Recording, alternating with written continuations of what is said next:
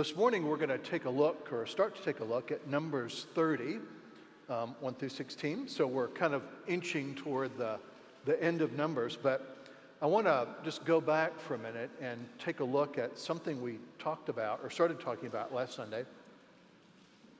And that is the sort of reinforcement of worship in Israel's pattern of worship that we run into in Numbers 28. Remember, we took a brief look at the various festivals and offerings that Israel is to make. And this strategically comes right after the seventh rebellion and then the census as sort of a sign of Israel's restoration. So in effect, right, the goal of Israel's worship is to sort of like reorient her back to God.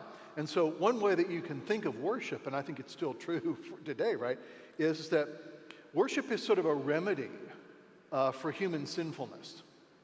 That is, the assumption is that due to our sinful nature, right, we actually need to be regularly, and in some cases rather forcefully, sort of turn back to God. And so there's this one verse here, I think, that underlines this. And this is what the instructions that are related to the Passover in Numbers 28:16. This is to kind of reinforce what we talked about last week. So here we have a repetition of the Passover, and this is probably like the 6th, 7th, or maybe even the 8th time we've heard about Passover thus far in the Old Testament, right? And that suggests it might be important, right? But notice this. This is just the first sentence on the Passover instructions. On the 14th day of the first month is the Lord's Passover, and the 15th day of this month is a feast. So that one little phrase here, the Lord's Passover. That is, one of the things that's being said here, and this is not the only place where it's said, one of the things that's being said here is that the Passover, which Israel celebrates, actually is something which belongs to God. And he allows the people of Israel to celebrate it. So we just want to be very clear on that fact. That is, Passover here is something which is instituted by God. It belongs to God, and he allows his people to keep it because it's beneficial to them. So I think that underlines like the seriousness of what's going on here that we want to just kind of keep in mind. Okay, let's take a look at Numbers 30, 1 through 16. Here we have some detailed discussion or legislation regarding vows. So I'm going to say a word about that, and then we'll take a look at what's going on. Now, one of the kind of troubling and maybe kind of hair-pulling things about some of the legal material in the Old Testament, particularly as we see in Leviticus and now in Numbers, is we're not always told everything we would like to know about what's going on. That is, we don't really know exactly how all the various sacrifices were carried out because we get the instructions occur piecemeal. Sometimes they're directed to the people of Israel, sometimes they're directed to the priests. So we kind of have to sort of like put it all together, and then we're still not given all the information that we know now. And the same is true here. This discussion of vows, well, what kind of vows? Well, we don't know. It may very well be that the vows here refer either to someone making a vow to offering something to God. That would make sense since we've just had a long discussion of sacrifices. Or it actually could refer to the Nazirite vow that we saw way back in number 6. Or it could refer to a vow that someone makes to do some act of service to God. We don't know because we're not told. That's probably not completely crucial so long as we recognize one fact. Vows here, right, are really important in the sense that vows are kind of like mini covenants, right? If you make a promise to God to do something, it's important that you carry it out because this vow is a mini covenant. And here's the really important part, a vow is a self-binding act, right? When you make a vow, and here you might want to think about like a marriage vow, right? Do you take this woman to be your wife, to have and to hold from this day forward, for better, for worse, for richer, for poor, and forsaking all others, be faithful unto her unto as long as you both shall live, right? Do you make this vow? A vow is a self-binding act, right? That actually presupposes our responsibility as agents. Okay? And so the idea here is that whatever the vow is, it has to do with someone acting responsibly in their relationship with God. And so you can see why vows would be important in the larger context of Israel, right? A people or a culture in which vow taking is deemed to be unimportant leads to a culture of unfaithfulness. Okay? A culture which does not take vow taking seriously is a culture where there's sort of like low-level responsibility. So there's a very important thing at stake here. Now the first thing that's addressed here is vows for men, and that takes place in Numbers 30, 1 through 2. And here it is. Moses spoke to the heads of the tribes of the people of Israel, saying, "This is what the Lord commanded. If a man vows a vow to the Lord, or swears an oath to bind himself by a pledge, he shall not break his word. He shall do according to all that proceeds out of his mouth." Okay, so the idea right here is if someone makes a vow, they vow to do something for God, whatever that thing is, they need to be held accountable for keeping that vow. Okay, so you've just made a promise to God. And whenever I'm preparing couples for marriage here, one of the things I always remind them of is that, when you make the marriage vows in the prayer book, right, you're actually making a promise both to the person you're marrying, but also you're making a promise to God. And that's what makes that promise like really, really important. Okay? Because not only are you making a promise to the person you're marrying, but it's also a promise that's being made to God. So that needs to be taken very, very seriously. Now, then we have a switch, and now we have a discussion of vows made by women. And that section is actually much longer than the vows made by men. And the idea here once again, right, is women make vows too, to do something, to offer sacrifices, maybe a Nazirite vow, so same set of circumstances. Only now we have a couple of issues addressed. On one hand, right, we have a situation where, let's say we have an unmarried woman who, as Numbers tells us, is in her father's house. Okay, and so you just want to remember, right, that the wedding ceremony literally was the movement of a woman from her father's house to her husband's house. So that's kind of sort of a dramatic understanding of how this works. So the idea here is that if a woman is still living under her family, under the authority of her father, and she makes a vow, and her father knows about that vow and allows the vow to go ahead, then it becomes binding.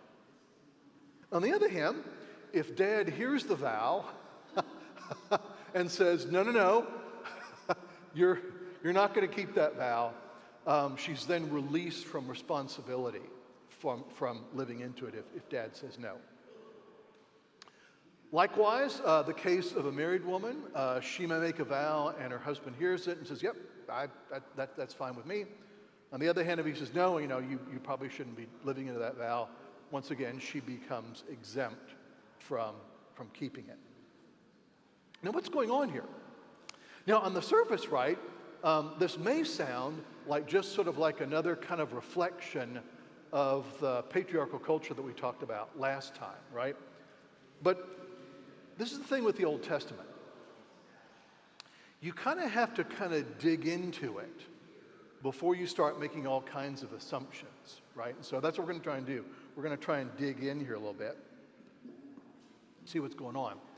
And there are two phrases that are mentioned that suggest there's more that's going on here than maybe meets the eye. The first little suggestion is in Numbers 30, verse 6.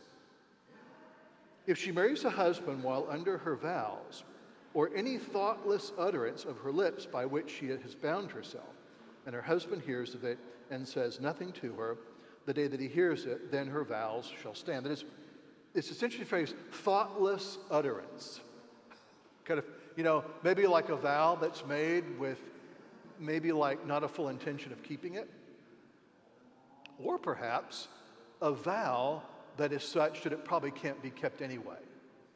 Right? Like if I vowed to you, I promise that for the next 6 years, no chocolate will ever pass my lips. Well, that's a vow that I can't keep. Okay, that would be like a thoughtless. That would be a thoughtless utterance. I'm making a promise that I probably can't keep. The other little clue here is in Numbers 30:13. Any vow and any binding oath to afflict herself, her husband may establish or her husband may make void. So the notion of afflicting oneself with a vow.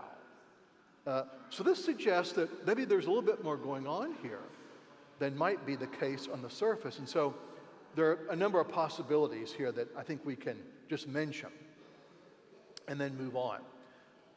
One possibility may be that the vow that's being talked about here is the kind of vow that's made that kind of prevents one maybe from engaging in other responsibilities. Jesus mentions this kind of vow in Mark 7:6-13. Remember, it's a discussion with the Pharisees where certain aspects of what you belong can be declared korban, that is dedicated to the temple, but then you revoke the vow and you take it back. And the context that's talked about in Mark 7 is you have an obligation to support your aged parents, right? But what you can do, and apparently what some people were doing is they were saying, I've got this little sum of stock here. It's worth $250,000. I could probably use some of that to, support mom and dad in their old age because they don't have Social Security or a pension or anything like that, right? But I'm going to declare it for now korban, dedicated to the temple, so I can't give it to them. So I can't support mom and dad.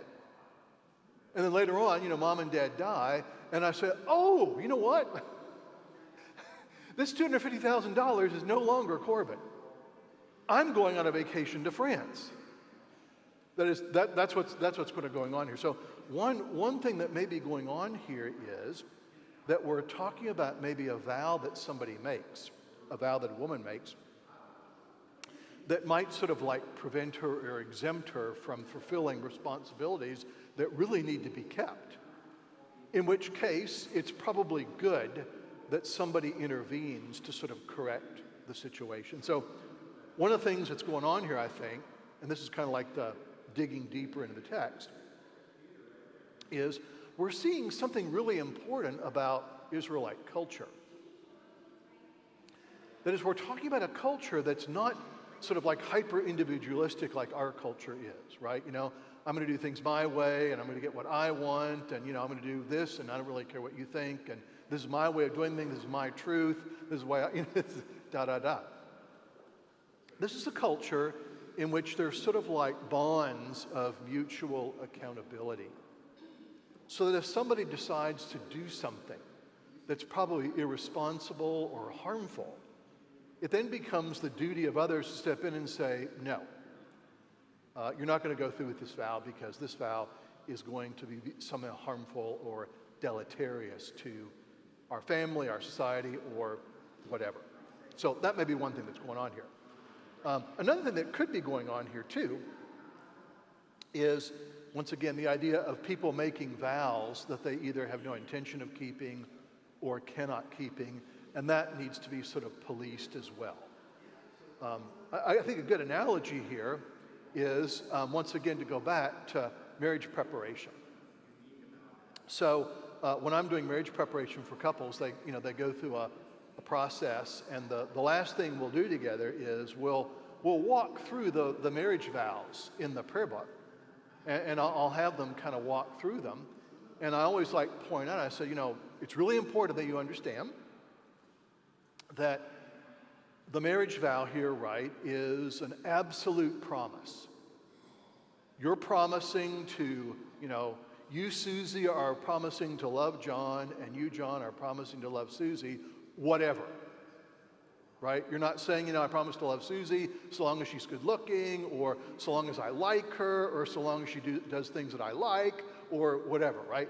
You're promising that you're going to love Susie until one of you dies. Okay? That's the promise, okay? Is this a promise that you're really prepared to make? Okay? And so, obviously, there's some judgment about that. And, you want to make sure, right, that someone is at least within the range of being able to make that promise. I think that's probably one of the things that's going on here as well. Now, there's another little level of depth here that I just want to mention.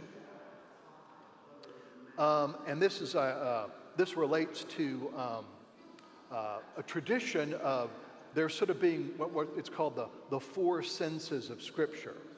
This idea developed in the early church and kind of was perpetuated through the Middle Ages and then on into the modern period. So the idea here is that Scripture kind of has like four senses to it. There are four sort of levels. One level is what's called the historical or literal level. That is, what does it say? Okay? At one level, right, the account of the people of Israel in Numbers, right, as they're moving from the wilderness into the promised land. That's its historical meaning. That's what's going on. That's what the text says on the surface. A second level is sometimes what's called the spiritual meaning. And as we've seen, right, part of the spiritual meaning of Numbers is it's also about the life of faith as a pilgrimage, right? All of us, the book of Numbers isn't just a story about people way in the past. It also has to do with our pilgrimage, right, through the wilderness, toward the promised land, and the obstacles and difficulties and struggles that we face along the way. And of course, our constant rebellions against God. So that's sort of like the spiritual meaning of Numbers. And then there's the moral level, right? What does this text or what does this story tell us about the moral life in some way, shape, or form? And then finally, the fourth sense is, the fancy term here is the anagogical sense. That just sort of means what does this tell us about the afterlife, our sort of ultimate goal as Christians. So those are the kind of the four senses of Scripture. So a spiritual meaning or a spiritual dimension here in Numbers 30 is this, that it may well be that the daughter mentioned here or the wife mentioned here is actually Israel, who is routinely referred to in the Old Testament as both a daughter Zion, and a wife, like in Hosea, where God marries Israel. So one possibility here that's going on is this is sort of directed to the people of Israel. Don't think, right, that you're going to sort of live with me and make vows or promises that you have no intention of keeping, because you're under my authority, right? You're under the covenant. You live within the covenant. You're responsible to God. So the woman here actually may refer to the people of God, and therefore their sort of responsibility to constantly live under and live into the covenant. I think that can be a helpful way of looking at it. Okay, let's take a quick look at Numbers 31, 1 through 54. This is also an interesting scene, and also somewhat a troubling scene, so we'll try and we'll puzzle through it a little bit here. In Numbers 31, 1 through 54, the people of Israel are instructed to take vengeance upon the people of Midian. And you may remember that back in Numbers 25, right, we had the story of the Baal of Peor. The people of Midian, right, seduced the people of Israel into worshiping Baal, who was like a Canaanite storm/fertility god. And now, because of this, God instructs the people of Israel, in effect, to exact punishment on the people of Midian for attempting to turn them away from him. And here's the instructions here right at the beginning of Numbers 31. The Lord spoke to Moses, saying, "Avenge the people of Israel on the Midianites. Afterward you shall be gathered to your people." So Moses spoke to the people, saying, "Arm men from among you for the war, that they may go against Midian and execute the Lord's vengeance on Midian." The Lord's vengeance on Midian. So really important piece here, right? The war that's described in Numbers 31 is not sort of simply like a retaliatory war, as we might think of it. Rather, what Israel is going to do is Israel is going, in effect, to punish the people of Midian on God's behalf. That's the purpose of this exercise. And what happens is this is where things become, I suppose, a little troublesome. The idea here is the people of Israel are to slay every Midianite man. They're to slay every Midianite woman who was involved in this seduction process. And the only folks who are to be left are virginal women and girls. Everyone else is to be killed. And the Midianite property is to be seized as plunder. So this obviously is somewhat disturbing. We'll be seeing more of this as we enter the book of Joshua. So I just want to say a couple things about this, and then we'll dig deeper into the story. One of the things that's going on here, that's part of a sort of like a larger discussion, is the idea of holy war. And there's been a big debate that's never been settled, really, about whether the Old Testament sort of has a doctrine of holy war. You may be more familiar with it in terms of the way that it's carried out within Islam as jihad, but they essentially mean the same thing, a holy war. And there are different opinions about, well, yes, well, no. We're not going to settle that here, so I'll just mention it just to let you know that this is going on. There are signs, however, and this is really important, there are signs, however, that the war here is viewed in a very particular way, so we have to be careful that we don't approach this in a way that's anachronistic. And by anachronistic, I mean looking back at something in the past solely through our own lens and filter, right? So a good example of anachronism would be, someone decides to write a book on Paul's understanding of evolutionary theory. Well, Paul didn't have an understanding of evolutionary theory for the simple reason that it didn't exist during his lifetime, okay? That's anachronism, right? That's where you try and go back and you try to kind of take our situation, our ideas, and then force it on some past situation. So we have to be careful of that. So how can we see this maybe in a way that it's going to prevent us from doing that? Well, we can look at a couple things. The first thing is this. God instructs Moses to tell the people of Israel that everything that's taken in plunder, whatever it is, has to be purified, has to be washed. Or, some Roman general has won some great victory, right? And they come back to Rome, and all the captives are kind of being led, and all the stuff that's being taken. There's a wonderful triumphal arch that was built in Rome by Hadrian, and it sort of shows one of these triumphal processions, right, with all the loot and all the people that have been taken in slavery, and so it's all being sort of like gloriously displayed, right? Look at what we did. Look how mighty we are. Look how important we are. Here, it's very different. The stuff isn't sort of being paraded around. Rather, it's being washed on the assumption that somehow there's something less than glorious that's going on here. The other thing that's also really interesting is that as the conquering army comes home, they're not welcomed back with like a ticker tape parade. Rather, they have to stay outside the camp for 7 days because having come into contact with blood and dead bodies, the whole army is unclean. and cannot enter into the camp. So once again, right, we get a sort of a hint here, right, that there isn't like a glamorization of war in a way that it would be done typically in this culture. Once again, there's a suggestion there's something less than glorious and wonderful and marvelous about what has just happened. And a final sort of interesting thing that happens is that the people of Israel also have to offer a certain portion of all this stuff to God. And that sends another little interesting message as well, in this sense.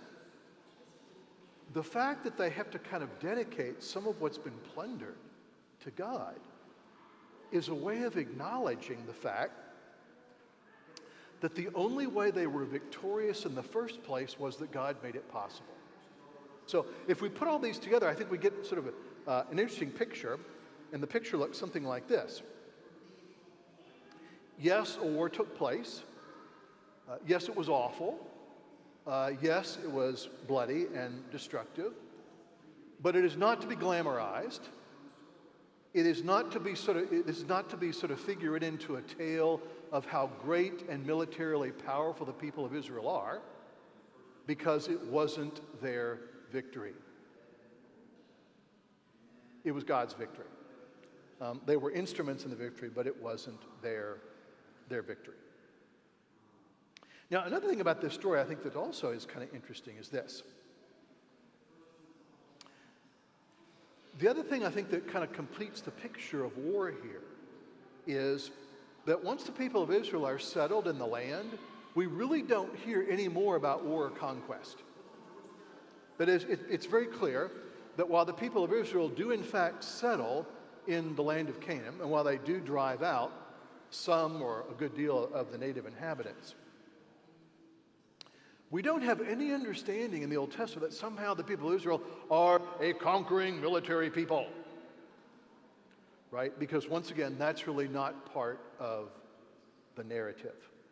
So one of the things we want to do here, and I think this is really another point where you have to avoid anachronism, we have to avoid thinking of the people of Israel here in the Old Testament as simply being the ancient version of the modern state of Israel, because they're different things. Different in a whole variety of ways, but different here in this very fundamental sense. The people of Israel are defined in the book of Exodus in a very particular way. And I think it's really important to take that definition very seriously. This is in Exodus 19, 1 through 6. This is what happens at the foot of Mount Sinai. On the third new moon, after the people of Israel had gone out of the land of Egypt, and on the day they came to the wilderness of Sinai, they set out from Rephidim and came into the wilderness of Sinai, and they encamped in the wilderness. There Israel encamped before the mountain. While Moses went up to God, the Lord called him out of the mountain, saying, "Thus you shall say to the house of Jacob and tell the people of Israel, you yourselves have seen what I did to the Egyptians, and how I bore you on eagle's wings and brought you to myself. Now therefore, if you will indeed hear my voice and keep my covenant, you shall be my treasured possession among all the peoples of all the earth. For all the earth is mine, and you shall be to me a kingdom of priests and a holy nation. These are the words that you shall speak to the people of Israel." You shall be to me, God, a kingdom of priests, not warriors, and a holy nation, a people set aside for my service. That's what defines the people of Israel. So I think it's important to kind of keep all these things in mind as we read about these various battles and things in the Old Testament. Does that sort of make everything clear? Well, no. Does it make it all happy and wonderful? No. But at least it helps us from committing anachronism. Now, one final thing that we want to mention here. This occurs in Numbers 32, and I'll have to be really short about this, or I'll get run over by the procession. The two tribes of Reuben and Gad decide before entering into the promised land that that's where they want to settle in the land of Gilead. That is, they want to settle in land that's technically outside of the promised land. And the reason why they want to do this is this. I'll just read it to you rather than summarize it. Now the people of Reuben and the people of Gad had a very great number of livestock, and they saw the land of Jazer and the land of Gilead, and behold, the place was a place for livestock. So the people of Gad and the people of Reuben came and said to Moses and to Eleazar the priest and to the chiefs of the congregation, Atharoth, Dilbon, Jazer, Nimrith, Heshbon, Eliah, Sebon, Nebo, Baon, the land that the Lord struck down before the congregation of Israel is a land for livestock, and your servants have livestock. And they said, if we have found favor in your sight, let the land be given to your servants for a possession. Do not take us across the Jordan. That is, right before the people enter the promised land, the tribes of Gad and Reuben kind of put a brake on things and say, you know what, Moses? We've got like a lot of livestock. The land that we're in right now is really great for livestock. Why don't you let us have this land, and we won't enter the promised land. We're going to stay on this side of the Jordan River. Doesn't that sound like a wonderful idea? And Moses basically says, no, it does not. But in the end, they're allowed to stay there anyway. Now, the point is this. They're allowed to stay in this land, but Moses does something really interesting. He provides a summary of Israel's history of unfaithfulness, beginning from the crossing of the Red Sea up to this present moment, as sort of like a reminder. And the reminder kind of shakes out in this way. In effect, Moses says, there are always going to be two Israels. Israel number one will be the Israel of rebellion and unfaithfulness as manifest in, most likely, the tribes of Gad and Reuben. This is what we want. We want you to validate it. That's not the right way to do things. But that's going to be one Israel. This is the contrarian Israel, the unfaithful Israel, the Israel that's hardened in its heart to go against God. On the other hand, Moses significantly underlines two people who have been utterly faithful throughout the disastrous history that we've just read, right? Joshua and Caleb. And that's going to be Israel number two.